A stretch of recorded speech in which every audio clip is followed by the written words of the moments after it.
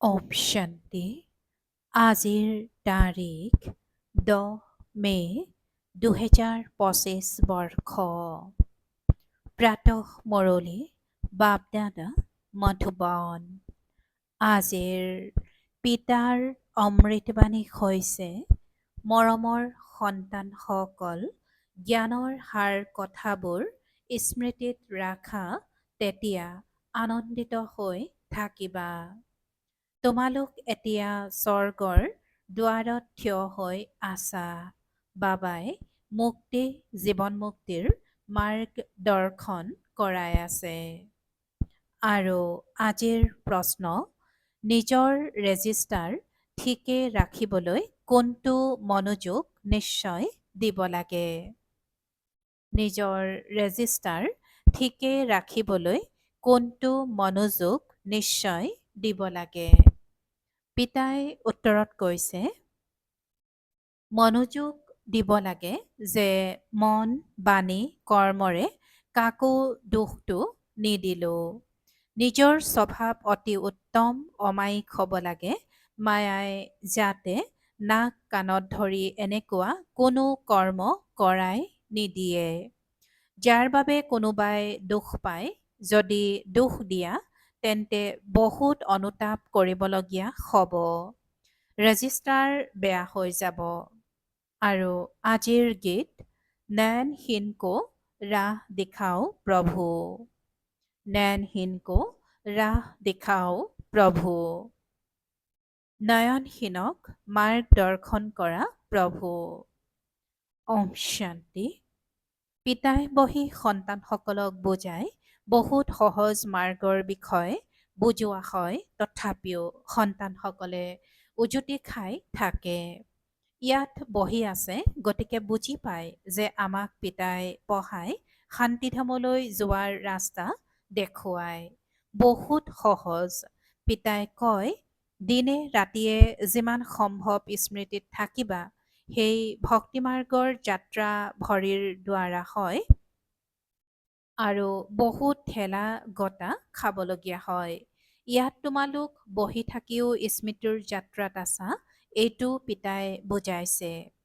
দৈবী গুণ ধাৰণ কৰিব লাগে, ছয়তানী অৱগুণবোৰ শেষ কৰি যোৱা। কোনো ধৰণৰ ছয়তানী কাম নকৰিবা, ইয়াৰ দ্বাৰা বিকৰ্ম হৈ যায়। পিতা আহিছেই তোমালোক সন্তানসকলক সদায় সুখী কৰি তুলিবলৈ। কোনোবা বাদশ্বাহৰ সন্তান হ'লে তেওঁ পিতাকক আৰু বাদশ্বাহী দেখি আনন্দিত হ'ব নহয়। যদিও বাদশ্বাহী আছে, কিন্তু তথাপিও শৰীৰৰ ৰোগ আদিতো হয়। ইয়াত তোমালোক সন্তানসকলৰ নিশ্চয়তা আছে যে শিৱ বাবা আহিছে, তেওঁ আমাক পঢ়াই আছে। পুনৰ আমি স্বৰ্গলৈ গৈ ৰাজত্ব কৰিম। তাত কোনো প্ৰকাৰৰ দোষ নাথাকিব। তোমালোকৰ বুদ্ধিত ৰচয়িতা আৰু ৰচনাৰ আদি মধ্য অন্তৰ জ্ঞান আছে। এই জ্ঞান আৰু কোনো মনুষ্য মাত্ৰৰ বুদ্ধিত নাই। তোমালোক সন্তানসকলেও এতিয়া বুজি পোৱা যে আগতে আমাৰ জ্ঞান নাছিল। পিতাক আমি নাজানিছিলোঁ। মনুষ্যই ভক্তিক বহুত উত্তম বুলি ভাবে, অনেক প্ৰকাৰৰ ভক্তি কৰে। তাত সকলোবোৰ হৈছে স্থূল কথা। সূক্ষ্ম কথা একোৱেই নাই। এতিয়া অমৰনাথৰ যাত্ৰাত স্থূল ৰূপতে যাব নহয়, তাতো এই লিংগ আছে। কাৰ ওচৰলৈ যায়, মনুষ্যই একোৱেই নাজানে। এতিয়া তোমালোক সন্তানসকলে ক'তো ঠেলা গটা খাবলৈ নোযোৱা। তোমালোকে জানা যে আমি পঢ়োৱেই নতুন সৃষ্টিৰ কাৰণে, য'ত এই বেদশাস্ত্ৰ আদি নাথাকেই। সত্যযুগত ভক্তি নাথাকে, তাত হৈছেই সুখ। য'ত ভক্তি আছে, ত'ত দুখ আছে। এই গোলকৰ সৃষ্টিচক্ৰৰ চিত্ৰখন বহুত ভাল। স্বৰ্গৰ দুৱাৰ ইয়াত অতি স্পষ্টকৈ আছে, এইটো বুদ্ধিত থাকিব লাগে। এতিয়া আমি স্বৰ্গৰ দুৱাৰত বহি আছো, বহুত আনন্দিত হ'ব লাগে। জ্ঞানৰ সাৰ কথাসমূহ স্মৰণ কৰি তোমালোক সন্তানসকল বহুত আনন্দিত হৈ থাকিব পাৰা। এইটো জানা যে এতিয়া আমি স্বৰ্গৰ দুৱাৰলৈ গৈ আছো, তাত বহুত কম সংখ্যক মনুষ্য থাকে। ইয়াত কিমান অনেক মনুষ্য আছে, কিমান ঠেলা গটা খাই থাকে। দান পুণ্য কৰা সাধুসকলৰ পিছত হাবাথুৰি খাই ফুৰা কিমান আছে। তথাপিও আহ্বান জনাই থাকে, হে প্ৰভু, নয়নহীনক মাৰ্গদৰ্শন কৰক, সদায় মুক্তি জীৱন মুক্তিৰ মাৰ্গ বিচাৰে, এইখন পুৰণি দুখৰ সৃষ্টি, সেয়াও তোমালোকে জানা। মনুষ্যই গম নাপায়, পিতাই কৈছে যে মনুষ্যই গম নাপায়। কলিযুগৰ আয়ুস হাজাৰ হাজাৰ বছৰ বুলি কৈ দিয়ে, গতিকে বেচেৰাহঁত অন্ধকাৰত আছে নহয়। তোমালোকৰ ভিতৰতো ক্ৰম অনুসৰি আছে যিয়ে এইটো জানে যে যথাযথ আমাৰ বাবাই আমাক ৰাজযোগ শিকাই আছে। যেনেকৈ বেৰিষ্টাৰী যোগ, ইঞ্জিনিয়াৰিং যোগ থাকে নহয়, পঢ়োতাসকলৰ শিক্ষকহে স্মৃতিত থাকে। বেৰিষ্টাৰী জ্ঞানৰ দ্বাৰা মনুষ্য বেৰিষ্টাৰ হৈ যাব। এয়া হৈছে ৰাজযোগ। আমাৰ বুদ্ধিৰ যোগসূত্ৰ হৈছে পৰমপিতা পৰমাত্মাৰ লগত। ইয়াততো আনন্দৰ পৰা একেবাৰে ঊৰ্ধ্বগামী হৈ যাব লাগে, বহুত অমায়িক হ'ব লাগে, স্বভাৱ অতি উত্তম হ'ব লাগে, কোনেও যাতে দুখ নাপায়, বিচাৰেও যে কাকো যাতে দুখ নিদিওঁ। তথাপিও মায়াই নাকত অৰ্থাৎ নাক কাণত ধৰি ভুল কৰাই দিয়ে। পিতাই আজি কৈছে যে স্বভাৱ অতি উত্তম হ'ব লাগে, কোনেও যাতে দুখ নাপায়, বিচাৰেও যে কাকো যাতে দুখ নিদিওঁ। কিন্তু তথাপিও মায়াই নাক কাণত ধৰি ভুল কৰাই দিয়ে। পাছত ভিতৰি অনুতাপ কৰি থাকে, মই অনাহকতে আনক অৰ্থাৎ তেওঁক দুখ দিলোঁ। কিন্তু ৰেজিষ্টাৰটো বেয়া হৈ গ'ল নহয়, এনেকৈ চেষ্টা কৰিব লাগে কাকো মন, বাণী, কৰ্মৰে যাতে দুখ নিদিওঁ। পিতা আহেই আমাক এনেকুৱা দেৱতা কৰি গঢ়ি তুলিবলৈ, এওঁলোকে কেতিয়াবা কাৰোবাক দুখ দিয়ে জানো? লৌকিক শিক্ষকে পঢ়াই দুখটো নিদিয়ে নহয়। অৱশ্যে হয়, সন্তানে নপঢ়িলে তেতিয়া কোনোৱে শাস্তি আদি দিয়ে। আজিকালি শাৰীৰিকভাৱে আঘাত কৰাৰ নিয়ম আঁতৰাই দিলে। তোমালোক হৈছা আত্মিক শিক্ষক, তোমালোকৰ কাম হৈছে পঢ়োৱা আৰু লগতে আচৰণো শিকোৱা। আকৌ লিখা পঢ়া কৰিলে উচ্চ পদ পাব, নপঢ়িলে নিজেই অকৃতকাৰ্য হ'ব। এই পিতায়ো নিতৌ আহি পঢ়ায়, আচৰণ শিকায়, শিকাবৰ কাৰণে প্ৰদৰ্শনী আদিৰ ব্যৱস্থা কৰে। সকলোৱে প্ৰদৰ্শনী আৰু প্ৰজেক্টৰ বিচাৰে, প্ৰজেক্টৰো হাজাৰজনে ল'ব। প্ৰতিটো কথা পিতাই বহুত সহজ কৰি কয়। অমৰনাথৰো সেৱা সহজ, চিত্ৰবোৰৰ ওপৰত তোমালোকে বুজাব পাৰা জ্ঞান আৰু ভক্তি কি। জ্ঞান এফালে, ভক্তি আনফালে। পিতাই কৈছে যে চিত্ৰবোৰৰ ওপৰত তোমালোকে বুজাব পাৰা জ্ঞান আৰু ভক্তি কি। জ্ঞান এফালে আৰু ভক্তি আনফালে। জ্ঞানেৰে স্বৰ্গ আৰু ভক্তিৰে নৰক, একেবাৰে স্পষ্ট। তোমালোক সন্তানসকলে এতিয়া যি পঢ়া এয়া বহুত সহজ আৰু ভালকৈ পঢ়োৱাও, কিন্তু স্মৃতিৰ যাত্ৰা ক'ত? এয়া সকলো হৈছে বুদ্ধিৰ কথা। আমি পিতাক স্মৰণ কৰিব লাগে, ইয়াতেই মায়াই যাতনা দিয়ে, একেবাৰে যুগ খণ্ডিত কৰি দিয়ে। পিতাই কয়, তোমালোক সকলো যুগত বহুত দুৰ্বল, ভাল ভাল মহাৰথীও বহুত দুৰ্বল। এনেকৈ ভাবে যে এওঁ জ্ঞানত বহুত ভাল, সেয়েহে মহাৰথী। বাবাই কয়, অশ্বাৰোহী পদাতিক আছে, মহাৰথী সেইসকল যিয়ে স্মৃতিত থাকে। উঠোতে বহোতে স্মৃতিত থাকিলে বিকৰ্ম বিনাশ হ'ব, পাৱন হৈ যাব, নহ'লে শাস্তিও খাব লাগিব আৰু পদো ভস্ত হৈ যাব। সেয়েহে নিজৰ খতিয়ান ৰাখিলে তেতিয়া তোমালোকে গম পাবা। বাবাই অৰ্থাৎ ব্ৰহ্মা বাবাই নিজেই কয়, ময়ো পুৰুষাৰ্থ কৰোঁ, বুদ্ধি বাৰে বাৰে অন্যফালে গুচি যায়। বাবাৰতো বহুত চিন্তা থাকে নহয়, তোমালোক তীব্ৰ গতিৰে যাব পাৰা, আকৌ লগতে নিজৰ চলনো শুধৰাব লাগে। পবিত্ৰ হৈ আকৌ বিকাৰগ্ৰস্ত হৈ অৱনমিত হলে উপাৰ্জন কৰা সকলো শেষ হৈ যাব। কাৰোবাক ক্ৰোধ কৰিলে, অপ্ৰীতিকৰ হলে তাৰ মানে অখুৰ হৈ যায়। অনেক প্ৰকাৰৰ মায়া আহে, সম্পূৰ্ণটো কোনো হোৱা নাই। বাবাই পুৰুষাৰ্থ কৰাই থাকে আৰু কুমাৰীসকলৰ কাৰণেতো বহুত সহজ। ইয়াত নিজেই শক্তিশালী হ'ব লাগে, আন্তৰিক সততা লাগে। যদি ভিতৰত কাৰোবাৰ প্ৰতি অন্তৰৰ আকৰ্ষণ থাকে তেন্তে চলিব নোৱাৰিব। কুমাৰীসকল, মাতাসকলতো ভাৰতক স্বৰ্গ কৰি গঢ়ি তোলাৰ সেৱাত লাগি যাব লাগে। ইয়াতেই পৰিশ্ৰম হয়, পৰিশ্ৰম অবিহনে একোৱেই প্ৰাপ্ত নহয়। তোমালোকে 21 জন্মৰ কাৰণে বাদশ্বাহী পোৱা, গতিকে কিমান পৰিশ্ৰম কৰিব লাগে। সেই পঢ়াও বাবাই এই কাৰণেই পঢ়িব দিয়ে, সেই পঢ়া সেই পঢ়াও বাবাই এই কাৰণেই পঢ়িব দিয়ে, কয় যেতিয়ালৈকে ইয়াত পৰিণত হৈ নাযায়। এনেকুৱা যাতে নহয় যে পাছত দুয়োখন জগতেই হেৰুৱাবলগীয়া হয়। কাৰোবাৰ নাম ৰূপত ওলমি মৰিলে তেতিয়া শেষ হৈ যাব। পিতাই কৈছে যে কাৰোবাৰ নাম ৰূপত ওলমি মৰিলে তেতিয়া শেষ হৈ যায়। ভাগ্যৱান সন্তানসকলেহে শৰীৰৰ বোধ পাহৰি নিজক অশৰীৰী বুলি বুজি পিতাক স্মৰণ কৰাৰ পুৰুষাৰ্থ কৰিব পাৰে। পিতাই নিতৌ বুজায়, সন্তানসকল, তোমালোকে শৰীৰৰ বোধ এৰি দিয়া। আমি অশৰীৰী আত্মা এতিয়া ঘৰলৈ যাওঁ। এই শৰীৰ ইয়াত এৰিব লাগে, তেতিয়াহে আঁতৰিব। যেতিয়া নিৰন্তৰ পিতাৰ স্মৃতিত থাকি কৰ্মাতীত হৈ যাব। ইয়াত হৈছে বুদ্ধিৰ কথা, কিন্তু কাৰোবাৰ ভাগ্যত যদি নাই, তেন্তে কি পুৰুষাৰ্থ কৰিব? বুদ্ধিত এইটো থাকিব লাগে যে আমি অশৰীৰী হৈ আহিছিলো। আকৌ সুখৰ কৰ্ম সম্বন্ধত বান্ধ খালো। পাছত ৰাৱণ ৰাজ্যত বিকাৰী বন্ধনত বান্ধ খালো। পিতাই কৈছে যে কিন্তু কাৰোবাৰ ভাগ্যত যদি নাই, তেন্তে কি পুৰুষাৰ্থ কৰিব? বুদ্ধিত এইটো থাকিব লাগে যে আমি অশৰীৰী হৈ আহিছিলো। আকৌ দুখৰ কৰ্ম সম্বন্ধত বান্ধ খালো আৰু পাছত ৰাৱণ ৰাজ্যত বিকাৰী বন্ধনত বান্ধ খালো। এতিয়া পুনৰ পিতাই কয়, অশৰীৰী হৈ যাব লাগে। নিজক আত্মা বুলি বুজি মোক স্মৰণ কৰা। আত্মাহে পতিত হৈছে। আত্মাই কয়, হে পতিত পাৱনাহক, এতিয়া তোমালোকক পতিতৰ পৰা পাৱন হোৱাৰ যুক্তিও শুনাই থাকো। আত্মা হয়ে অবিনাশী। তোমালোক আত্মাসকল ইয়াত ভূমিকা পালন কৰিবলৈ শৰীৰত আহিছা। এয়াও এতিয়া পিতাই বুজাইছে, যিসকলক কল্পপূৰ্বে বুজাইছিল তেওঁলোকে আহি থাকিব। এতিয়া পিতাই কয়, কলিযুগী সম্বন্ধত পাহৰি যোৱা, এতিয়াতো উভতি যাব লাগে। এই সৃষ্টিখনেই নাশ হৈ যাব। ইয়াত কোনো সাৰ নাই, সেইবাবেতো ঠেলা গটা খাই থাকে। ভগৱানক লগ পাবলৈ ভক্তি কৰে। এনেকৈ ভাবে যে ভক্তি বহুত ভাল, বহুত ভক্তি কৰিলে ভগৱানক পাব আৰু সদ্গতিত লৈ যাব।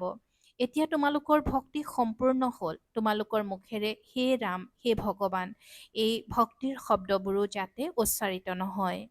এইবোৰ বন্ধ হৈ যোৱা উচিত। পিতাই কেৱল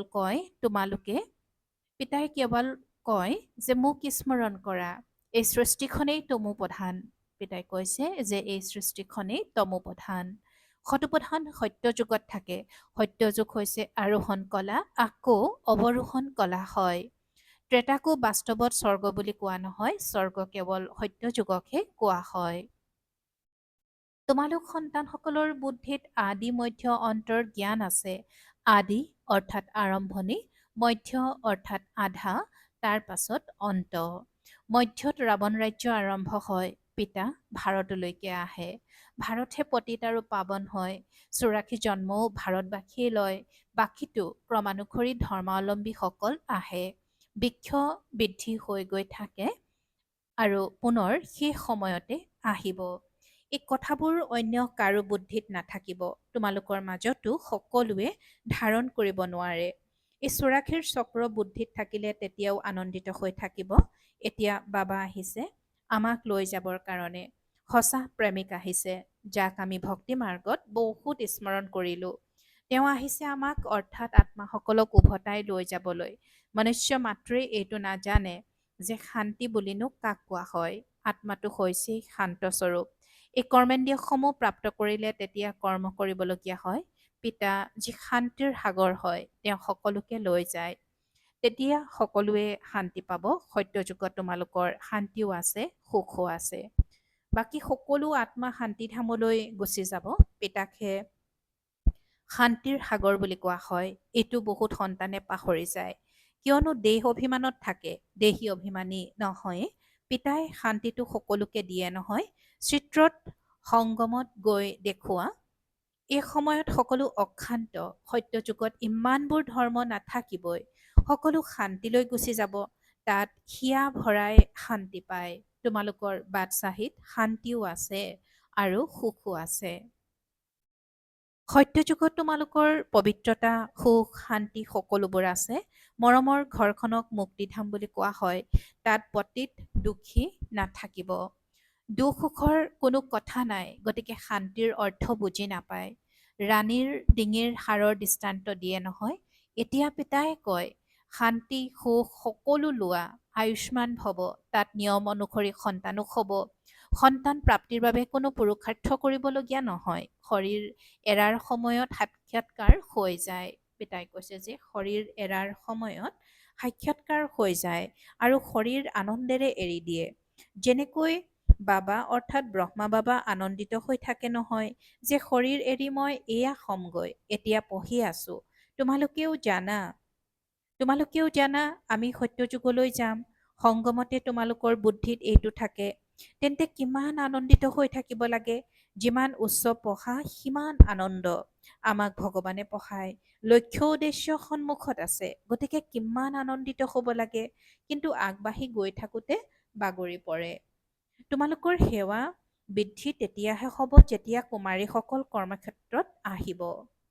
পিতাই কৈছে যে তোমালোকৰ সেৱা বৃদ্ধি তেতিয়াহে হ'ব যেতিয়া কুমাৰীসকল কৰ্মক্ষেত্ৰত আহিব। পিতাই কয় পৰস্পৰ অপ্ৰীতিকৰ নহবা, যিহেতু এইটো জানা যে আমি এনেকুৱা এখন সৃষ্টিলৈ যাওঁ য'ত সিংহ আৰু ছাগলীয়ে একেলগে পানী খায়। তাততো প্ৰতিটো বস্তু দেখাৰ লগে লগে অন্তৰ আনন্দিত হৈ যায়। নামেই হৈছে স্বৰ্গ। গতিকে কুমাৰীসকলে লৌকিক মাতা পিতাক কবা, এতিয়া আমি তালৈ যাবৰ কাৰণে প্ৰস্তুতি চলাই আছো। পবিত্ৰটো নিশ্চয় হ'ব লাগে। পিতাই কয় কাম মহাশত্ৰু, এতিয়া মই যোগিনী হৈছো, সেয়েহে পতিত হ'ব নোৱাৰো। কথা ক'বলৈ শক্তিশালী হ'ব লাগে। এনেকুৱা কুমাৰী যেতিয়া ওলাব তেতিয়া চাবা কিমান শীঘ্ৰতাৰে সেৱা হ'ব। কিন্তু নষ্টমোহা হ'ব লাগে। এবাৰ মৰি গলা যেতিয়া তেন্তে পুনৰ স্মৃতি কিয় উদয় হ'ব লাগে।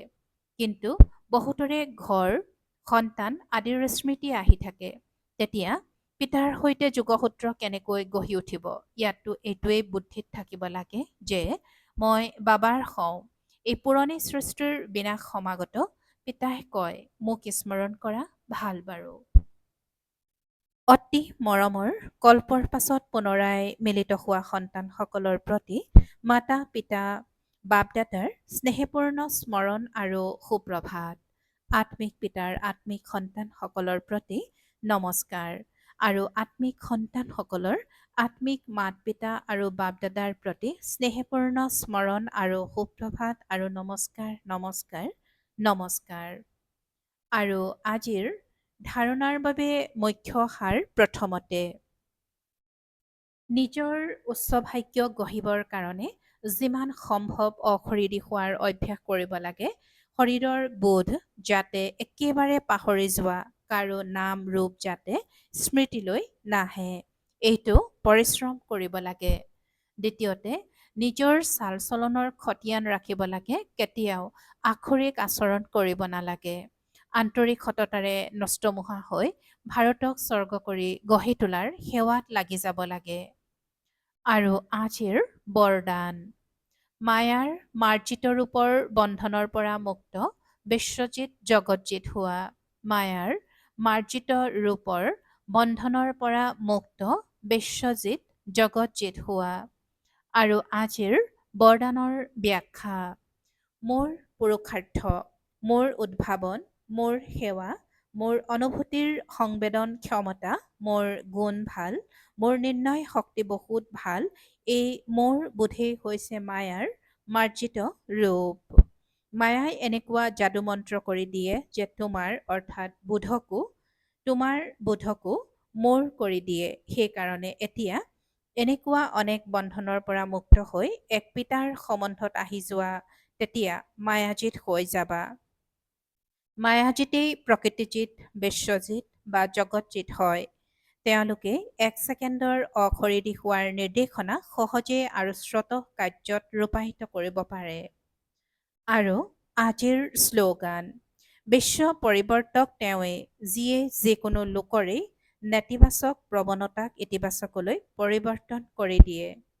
বিশ্ব পৰিৱৰ্তক তেওঁৱেই, যিয়ে যিকোনো লোকৰেই নেতিবাচক প্ৰৱণতাক ইতিবাচকলৈ পৰিৱৰ্তন কৰি দিয়ে। ওম শান্তি। আত্মিক আভিজাত্য আৰু পবিত্ৰতাৰ ব্যক্তিত্ব ধাৰণ কৰিবলৈ আজিৰ অব্যক্ত সংকেত। আত্মিক আভিজাত্য আৰু পবিত্ৰতাৰ ব্যক্তিত্ব ধাৰণ কৰিবলৈ আজিৰ অব্যক্ত সংকেত। তোমালোকৰ স্বস্বৰূপ হৈছে পবিত্ৰ।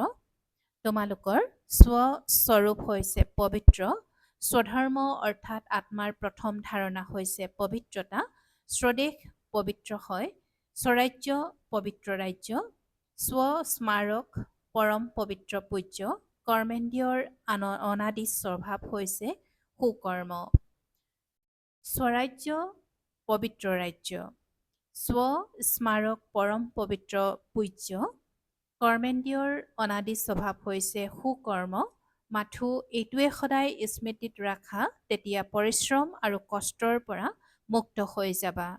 পবিত্ৰতা বৰদানৰ ৰূপত ধাৰণ কৰি ল'বা। ওম শান্তি।